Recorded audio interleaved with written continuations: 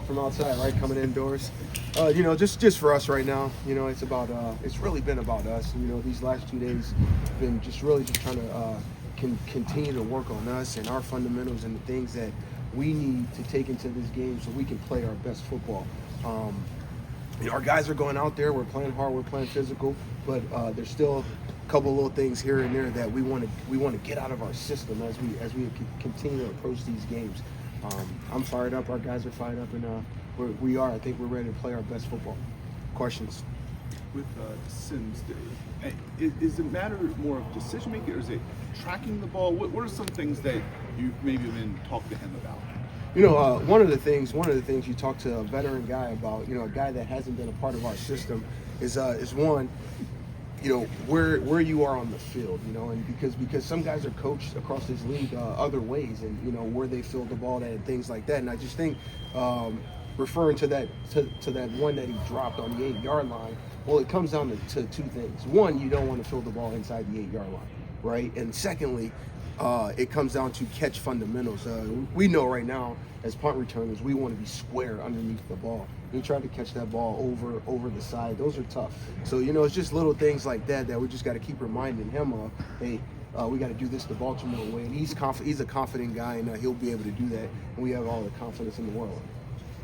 Chris, how do you get a ball ready to simulate for kicking in what might be 10, 15-degree weather in Buffalo?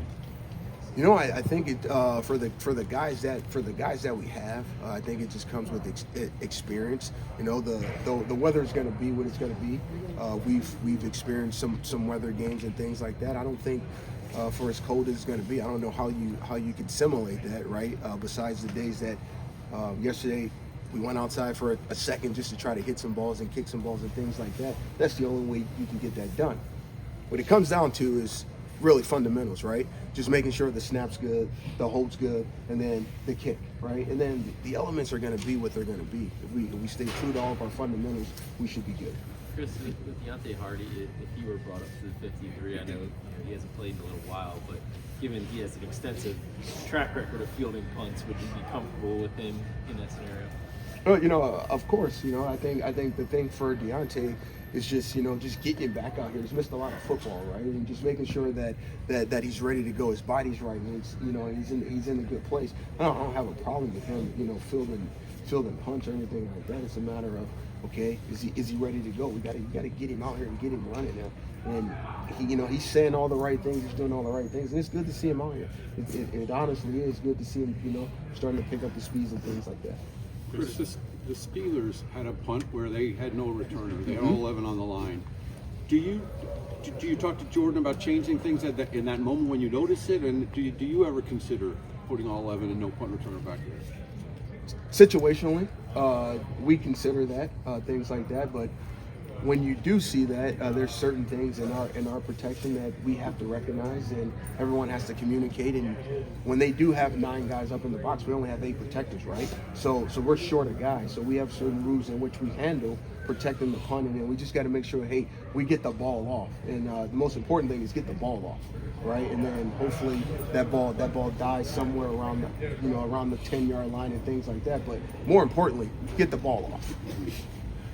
How does a frozen field impact your field goal decisions, if at all? How does a frozen field? I just think when we go out there throughout the pregame, I think we'll decide with Randy and things like that. Okay, what's our line and things like that? How far can we kick from? Like right now, we really don't know. We don't know what the field condition is going to be like, right? I know Buffalo. I think the field will be heated, right? So it might not be as frozen as what's outside right now. So all those things can change, and those things we will figure out once we get into Buffalo. Chris, with the Steelers punter being, I believe, left-footed, does that cause a significant impact in returners and catching and tracking the ball? Is that something that factors into this?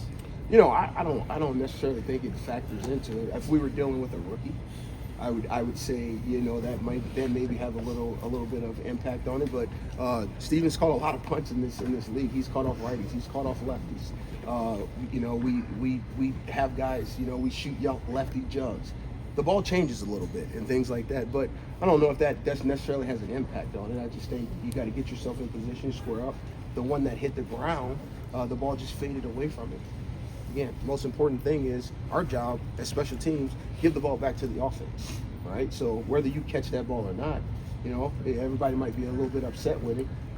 We gave the ball back to the offense, right? And we go score points. So that's that. We take care of that by handling that. If you don't feel comfortable catching the ball, don't put yourself in a bad situation. And I think he did the right thing. Ball fading away from him, let it go. Ball goes to the offense. Win for the Ravens. All right. Thank you. Thanks, guys. Chris. Yep.